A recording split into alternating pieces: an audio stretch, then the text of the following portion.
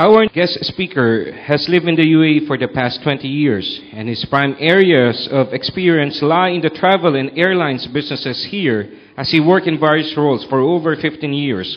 He has also spent the last 6 years working for the most successful and easily recognized loyalty program in the Middle East, which is the Air Miles. He believes loyalty programs play a key role in business management, especially in the mass market retail segments. He currently operates his own private consultancy firm based in Sharjah. He is the general manager of Smart Enterprise FZE Sharjah. Please welcome to talk about a book review by Jack Welch. He is Mr. Asif Osman. Bismillah ar-Rahman ar-Rahim. Assalamu alaikum once more. How many of you had breakfast today? I know it's a bit late. A lot of hands up. So how many of you got your toothpicks in front of you? Very nice. At least half the number of people have got toothpicks.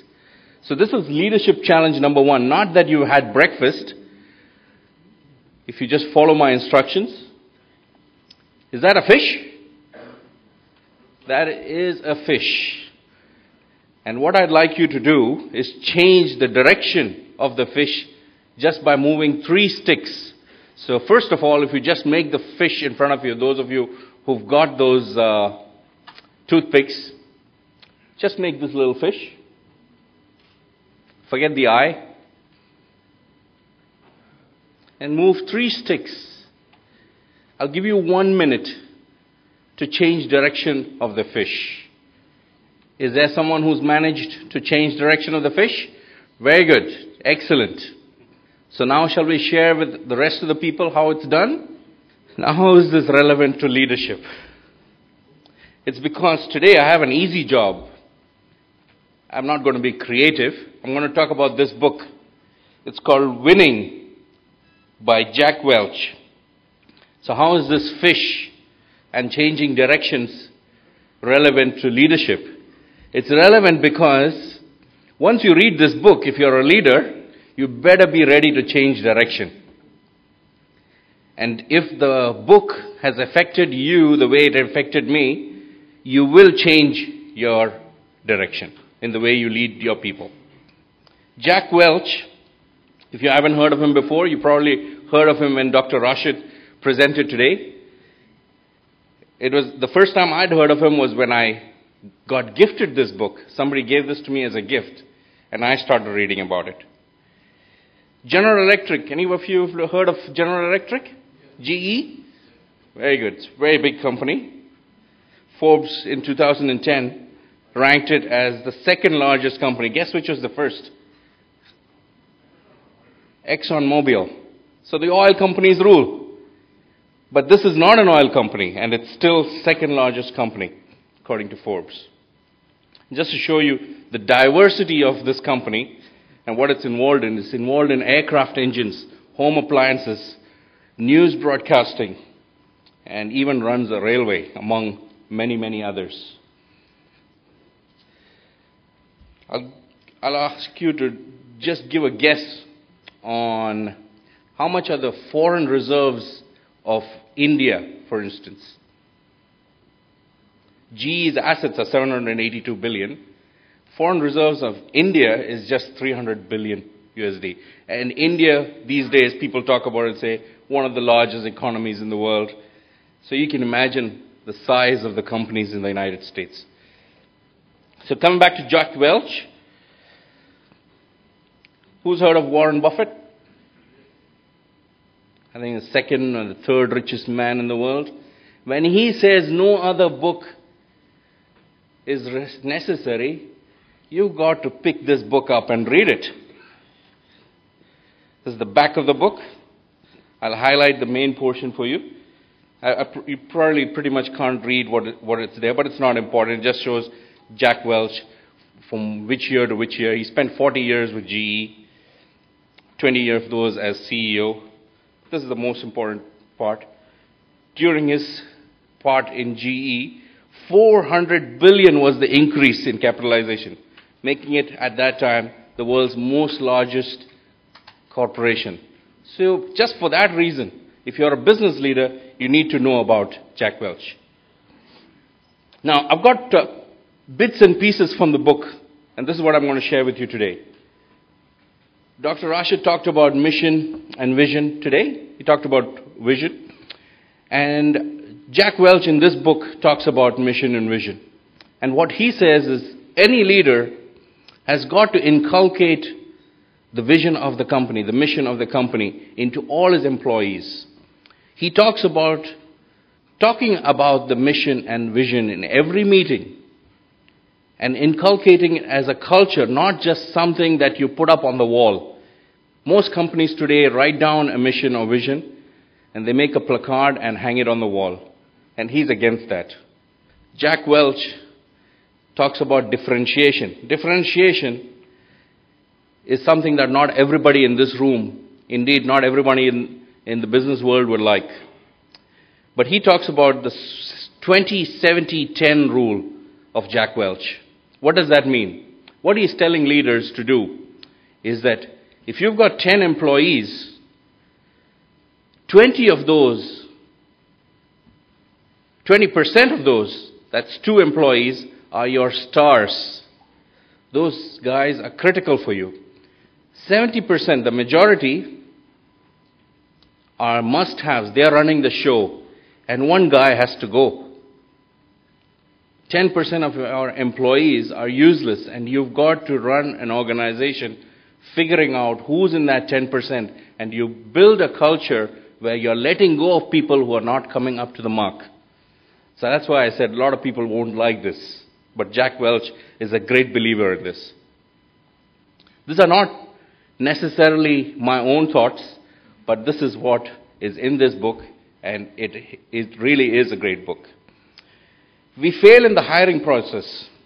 As managers, very often when we hire, we might have a 15-minute interview and then tell the HR department, I like this guy. Send him an employment offer. Big mistake. Jack Welch advocates that the head of HR should be almost at the same level as the CEO. He advocates hiring a person in charge of HR that should be so important in the company that the CEO holds him as his right-hand man. Now, it's a question that you'd like to ask a candidate. If there is one question, so why should we hire you? Many people ask this question when they interview a person, saying, why should we hire you?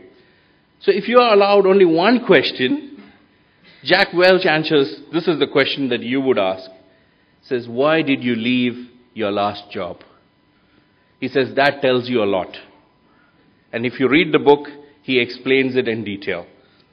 In my half an hour, if I get into all the details, you'll probably throw me out. And he says, don't be afraid of firing people. Sometimes you're doing people a favor by firing them. Because if they're not suitable for the role, ask them to leave. They will find something that they're more accustomed to, more suitable for. Jack Welch talks a lot about 4 E's and a P. The P stands for passion, and I'll tell you what the E's stand for. Everybody knows what passion is? The E stands for energy. When you're hiring an employee, especially if you're hiring a manager of people, make sure he or she has enough energy. Because one of the most tiring jobs, draining jobs, is motivating people and getting best out of other people. And that requires a lot of energy. So in the hiring process, in the interview process, make sure you're hiring somebody who you're sure has a lot of energy. And the people that you hire to be your managers of other people should know how to energize. The manager should know how to boost his team and to transfer his energy to their energy and make them perform. It's all about teamwork. Edge. This is a word that Jack Welch uses, which I found confusing, and I wondered why he uses the word edge. But what he means, if you read the book, is you need to hire people who won't sit on the fence. Have you ever worked with managers? Whenever you go to them, they'll say, come back to me tomorrow. Or we'll decide on that next week. They're indecisive. So he says, never hire people like that. Hire people who can take a decision. If he says, okay, leave it on my table, I'll tell you tomorrow, that is a person who has the edge, according to Jack Welch. Do not hire indecisive people, people who like to sit on the fence. And he says, in spite of having all those other three qualities, if you don't have this quality, you're not fit to be a leader. That is to execute. Because we are all very good at making charts and talking and making presentations. But if you don't know how to execute a job, to get it done, that's why Nike says, just do it. If you can't get results out of your team, there is something wrong with you. Consistently, if you're failing to get results, you are not good at execution. So that is one of the qualities you should be looking at when you're hiring a leader. Passion, of course, goes without saying. Can you do anything well if you have no passion? How many of you collect stamps? Any of you collect stamps? Maybe 4 or 5 people. Collect anything else? Collect books? Well, some of you collect stamps, some of you collect coins, and you'll be sure that you will meet your friends who do not share your passion. The reason you collect stamps or you collect coins is because you have a passion for it. So Jack Welch says, hire people who have a passion for working with others. In general, they've got a passion to get things done. In general, they are energetic and they have a passion for getting results. So without passion, he says, it's difficult to be a good leader. Like Dr. Rashid, or unlike Dr. Rashid, I'm not very technically savvy, so somebody's going to have to help me play this video. And with this kind of current global turbulence, what kind of leadership and talents are needed for both business and public sector? Are they different from those under prosperity? What's your thought on that, please? I think you need people with great courage. Leaders who stand up and let everyone know exactly what's happening. They don't color the picture in make-believe colors. They lay out exactly what is expected, what's happening, and how they are coping with it. They give people courage. They paint a picture of where they're going to take their countries and their companies in the midst of this turbulence. When their employees are frightened, they reassure them with honest, clear communication. Jack Welch talks about change. And he's an advocate of hiring and keeping people who believe that change is necessary and that change is something that they adopt for themselves. People who resist change, he says, have got an allergy. They don't want to move forward. According to him, make sure you hire people who go with the flow and are okay with change. I kept this last one because this is the reason that I really like this book. You know, all throughout my working life, people have told me, Asif, you're too frank. You say things too openly. You're less diplomatic than you should be. And I believe people. I said, maybe that's just the way I am. I'm too open. And people are telling me that you shouldn't be so open. But when I read this book, I thought to myself, here is a man who's built a company to be the biggest in the world at one stage. And here is a man advocating exactly the quality a lot of people were telling me not to be like. And that the word that Jack Welch uses throughout this book is candor. And I had to open a dictionary to find out what is candor. It's frankness. To be frank. Have you sat around meetings, all of you, and you had a meeting with your boss or your supervisor, and the supervisor tells you, let's do it this way, let's do this and let's do that, and here's the plan, and everybody says, okay. And you get out of the meeting and you tell your colleague who was in that same meeting, man, what a stupid idea. Now this goes on in every company around the world. In all the companies that I work for, it happened. And this is what Jack Welch says should go out the window. He says, if you're a company that desires greatness and desires good results, you should be willing to be frank with each other. It doesn't mean undiplomatic. It doesn't mean be rude. It doesn't mean fight with each other. But it means be frank with each other. And say what is in your mind openly and in a good way. So this is the real reason I like this book. So this book is available in print, hard copy, whatever you like. And also, if you're lazy like me, it's also available in audiobook format. Now, I've got a little gift for people who've paid attention today.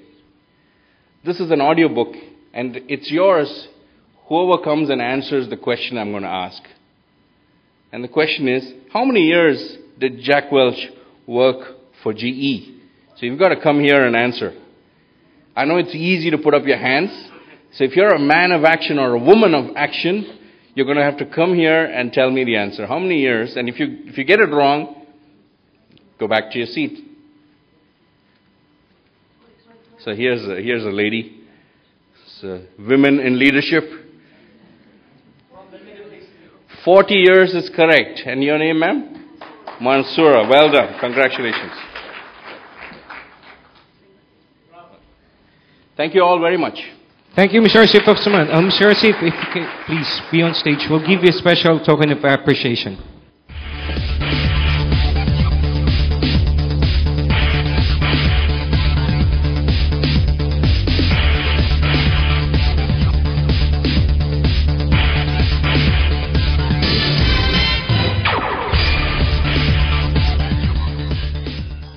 Thank you, Dr. Rashid. Thank you, Mr. Asif Osman.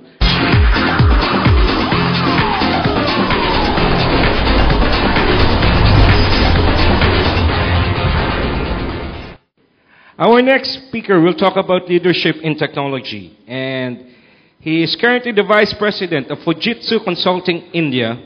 He is an engineer. He got an MBA, CPIM, and DBF. He has over 20 years experience in management and IT consulting.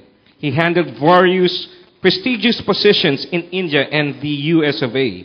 He has presented and taught in many management and leadership fora. Please welcome, ladies and gentlemen, the Vice President, Delivery Section of Fujitsu India Private Limited, Mr. Sunil Bave. Thank you. Good afternoon, everyone. I know this is the last session before the break, and I'm standing in between you and the lunch, so I'm cognizant of that fact. I would make it brief and interesting for you. Today's topic that I'm going to talk about is about what leadership means and what leadership means specifically in the case of technology. All the talk that I delivered today, or all the discussion that I have today, is oriented towards a leadership position in technology and how it translates to human society in general.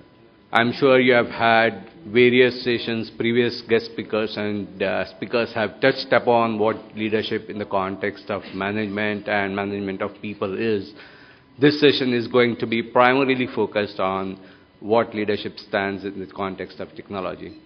I won't make this sales pitch, just a brief information about Fujitsu. I'm going to cover it in less than 5 minutes, not to bore you. This is Fujitsu at a glance. We are a $50 billion global enterprise operating in multiple countries with over 170,000 workforce. It's one of the leading ICT or information communication and technologies companies that operates globally across multiple countries. and leads in multiple areas of technology. Some of the facts that many of you would not know is Fujitsu is obviously well known for its hardware, servers, laptop, hardware devices, networking, etc. But we are the third largest service provider of services around the world. It's a very well-reputed company having multiple technological footprints across multiple countries and a leader player in services area as well. This chart obviously comes as a surprise to you. Many of the companies or clients ask us, why is it a secret that Fujitsu's third position is never revealed in the market? That's something that we are very proud of. This just shows across multiple technologies, while there are leaders, Fujitsu is one of the organizations that leads across multiple aspects of information, communication, and technology, and that's the area that we are really proud of. These are some of the services that Fujitsu provides. I'm sure some of you or many of you may be aware of it, but these are our core competencies where we work and help our client deliver better business results. And these are some of the key factors or features that have made us successful in the areas where we have helped our clients to get better business value. Coming to the topic of interest today, we look at leadership in different ways than just purely coming up with innovative technical products and solutions. Any leadership, especially in the technological field, has to be looked in the context of human society, in the context of today's changing reality, and in the context of the world that exists today. All of us are aware of current situation where different economies around the world are recovering through financial crisis, some of them in an earlier path of recovery, some of them at a later point in time, but that the whole world has felt the financial crisis and the effects of financial meltdown around the world. Some of the critical issues that affect all of us, including global warming, shortage of food, energy around the world, the growing resource demand in the development countries and developing countries, all of these are challenges that we as human society face altogether. And that is where a leadership position in a technology should translate to in coming up with solutions that mean something for the human society as a whole. Which brings to the next very interesting point, that one world is not enough. If developing countries were to consume similar or same amount of resources that the developed countries are consuming today, we would need more than one Earth. Depending upon which resource you talk about, it may need up to 7 Earths. Obviously, that's not a possibility or feasibility. And that's where a leadership in technology should translate in creating solutions that provide meaningful growth while maintaining balance between economic pressures, between social pressures, cultural pressures, and coming with meaningful solution that translates into development for tomorrow. Which is what the next point is. Basically, ICT, or again, Information Communication Technologies company, which Fujitsu is, should achieve growth with less resource consumption. I think that is what the technological leadership position is about, and that's what we are trying to achieve through Fujitsu. Now, some of the technical areas, for example, cloud computing and so on and so forth, that I would briefly touch upon today in later slides, will elaborate some of these points. If you look at the traditional way of looking at technology service providers from a business point of view, from expectations from a society point of view, was fairly disintegrated, where one looked at different service providers for different types of services. Today, the expectations are quite different. Expectation from the society, from the business, from the communities is to look for an integrated service provider that translates into multiple kinds of services into one and delivers it seamlessly while assuring the quality and delivery of the service to the ultimate consumer of the process there. And that's where, from a leadership vantage point, we see a shakeout we see a change in scenario today where multiple new innovations are leading towards some of these objectives there. If you look at it, a typical today, most of the organizations, or today most of the leading organizations have reached a maturity level where they have achieved certain level of automation, or they have achieved certain level of maturity in terms of what technology can offer into their specific business process areas. Now, where the next step for them would be to looking at expanding that sphere of ICT, or enhancing the sphere of ICT into applications that go beyond just basic automation or basic technological support or basic technology enablement of their day-to-day business operations. And that's where customer trends are going more and more, which is where we see from a leadership position in Fujitsu, the future looks quite different in terms of what kind of applications that have been there so far and what kind of applications that are expected. By application, I'm using a loosely term which includes multiplicity of services and challenges there. One of the key areas that we see focus developing going forward is around social infrastructure, which is just beyond a specific business-oriented or community-oriented architecture, where there is a meaningful usage of technology for the set of social purpose, or for set of where in many cases government may represent social purpose of a community in case of governments, and so on and so forth. You would see on the one side of the technology where how the existing markets, as we see operating, typically based on the, within quotes, mission critical systems and other systems which are front-ending to their respective users, consumers, and so on and so forth. From there to getting into an integrated, focused society where multiple services work together as far as end client is concerned or end consumer is concerned, whether it relates to energy, municipal services, traffic, some of the areas you would see highlighted there, where we see more and more demand, more and more pressure from business communities and social communities to provide an integrated, intelligent human society where we see more and more demand going forward. One of the key things is that at this point in time, more than ever before, the quality of life is not just defined plainly by economic affluence or economic indicators and convenience.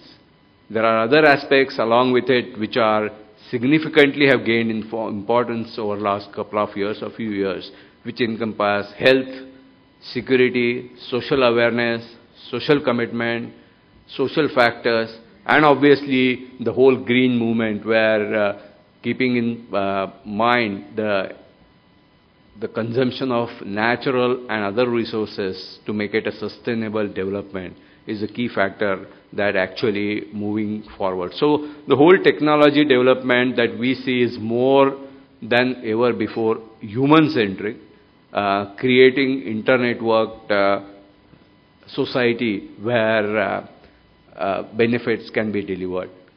Traditionally, for various sectors or various applications, the technology always enabled in a single dimension mode or a single linear mode, where all the breakthroughs were oriented towards a single-minded thinking, if I may call it. For example, if you see a healthcare, where today's healthcare innovations in technology can't be in purely healthcare alone.